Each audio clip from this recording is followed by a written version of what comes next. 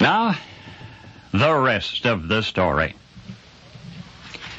In 805 A.D., the Emperor Charlemagne ceded a small amount of land to a handful of Pyrenees mountaineers, this in return for their assistance to his armies in fighting the Moors.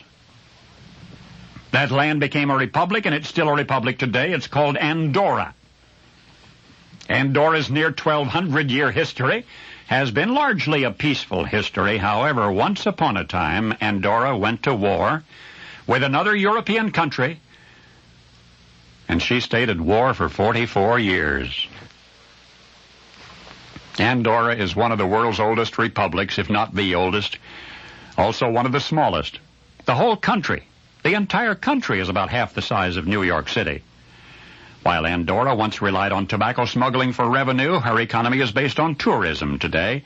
Andorra's 25,000 citizens play host to nearly 1 million tourists every year, people who come to ski or simply to see. Lower Andorra attracts the most visitors. There are pleasant hotels in which room and board may be had for a few dollars a day. A number of spas which claim their hot spring water baths can cure any known malady.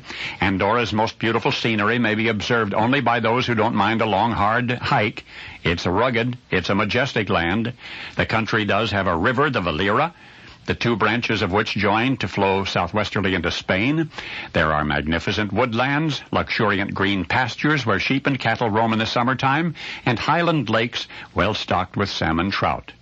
In many ways, time itself has overlooked Andorra, has granted her equal exemption from peril and progress.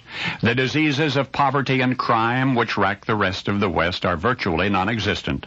Her domestic tranquility is a reflection of her generally peaceful relationship with the world at large, and yet that little land is strong for national defense. Every man who owns a gun must serve in the army. War is a word Andorra would like to ignore, and yet students of Andorran history recall the state of belligerency which lasted 44 years. It began in 1914. That's right, for 44 years, between 1914 and 1958, Andorra was at war, and you never even knew. Perhaps because the country with which Andorra was at war didn't care and didn't know either. The war was World War I, and the other country was Germany, and yet, when the First World War ended for everybody else, it did not end for Andorra. The little country was forgotten, was never invited to the Versailles Peace Conference. And so that tiny republic, her feelings hurt, remained at war with Germany for 4 more decades, until eventually she terminated her official antagonism in 1958. Andorra had neither forgiven nor forgotten the slight, the oversight of the Allies, remained officially an enemy of powerful Germany throughout the Second World War and well beyond. And incidentally, maybe we could learn something from this. On a total annual military budget of